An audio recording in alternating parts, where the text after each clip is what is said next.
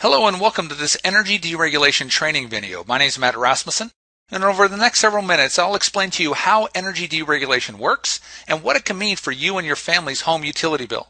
I'll even teach you how energy deregulation could affect your home bank account. You see, not only can you realize a better value on your own utility bill, but I can even teach you how to turn energy into income. Energy deregulation is actually a global phenomenon that's just reaching the United States. State after state in the United States are deregulating their utilities, allowing consumers choice where they've never had choice before. This allows competition, and as we know, competition often leads to lower prices. For generations in most states, consumers were subjected to what's called a monopoly in regards to who they received their gas and electricity from. You see, in most states, one company controlled both the distribution and the generation of energy. Therefore, they could dictate what the price of that commodity was for the consumer. And as we know, when there's no competition, there's no reason to reduce costs. What energy deregulation did was break up those monopolies, forcing them to get rid of the generation portion of their business and still keeping the distribution. This allowed competition on the generation portion of the bill. So here's how it works. The former monopoly keeps the distribution function. You see, we couldn't really expect competing companies to come in and build pipes and wires to every home in America, could we? So the distribution stayed with the monopolies, but what happened is consumers now have choice of the generation portion of their bill. In other words, the actual commodity of energy is now open to competition, giving consumers choice where they never had choice before. So here's how it all comes together.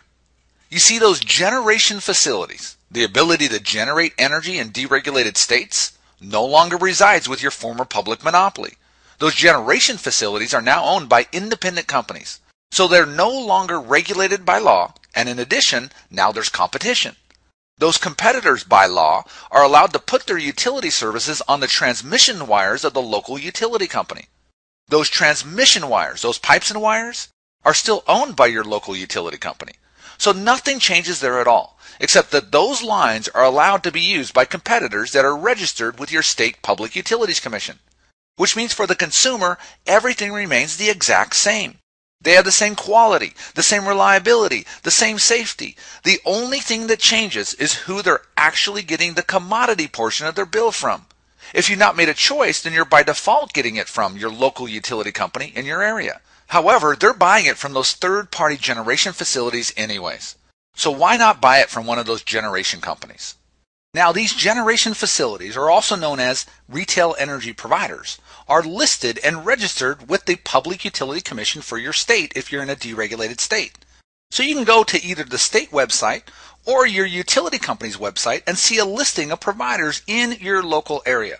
The one thing that's important to remember is that these retail energy providers are not in direct competition with your local utility company. Here in California, we're deregulated natural gas, and the local utilities cannot generate natural gas. They buy it from these third-party generation companies. This provides a completely seamless process for the consumer, allowing the consumer to have the same reliability, the same quality. Nothing changes for the consumer except the actual price that they're paying for the actual commodity of the utility. For them, this allows a consumer choice, which if they have not exercised, then they're still with the local utility company. So it just becomes a matter of a consumer making a choice. However, on the other side, there's also an income opportunity here, where individuals can learn how to make money off of energy bills. Could you imagine turning energy bills into income? So if you want to get further information, get back to the person who introduced you to this information to either exercise your right to choice or learn how to turn energy bills into income. My name is Matt Rasmussen, and thanks for watching this educational video.